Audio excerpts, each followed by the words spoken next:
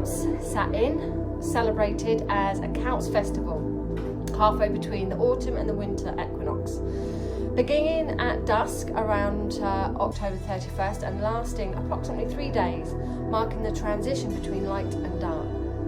It is said to be when the veil between our world, physical, and the spirit world becomes thinner, allowing our ancestors to walk freely between, making their presence known. As a spiritualist, I believe this to be the case all year round, but I do find that this is a great time to honour our ancestors and think about what we have learned from them, how our lives now have shaped and formed because of them.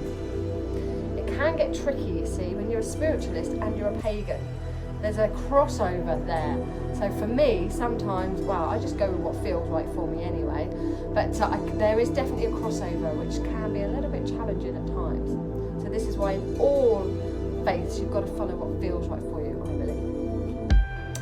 So, like I said, this is a great time to honour your ancestors. Some people will have a table set with maybe some placemats for those that have passed this year, or perhaps they'll have some name tags of those, or photos of those that have passed and previous as well. Fear-based control, giving pagan spiritualists a within that corrective council of real.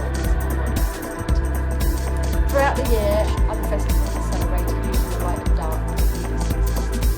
Samhain is mostly significant, representing a new year, so many, including myself, will feel a closure at this time and a new vibe approaching as a new cycle. This is a time for making winter preparations, harvesting the last of the crops and slowing down. To Southwell. Feasts are often held now celebrating this harvest and setting up important deals, as they would have done in the past with new kings and gods.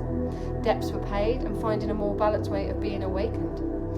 So this is a great time now to look at practical things in your life, ready for the new year. Now, this is according to the World History Encyclopedia. The 17th century Irish historian Geoffrey Keating wrote in his seminal work, The History of Ireland, that all fires were to be extinguished at the start of the Samhain festival.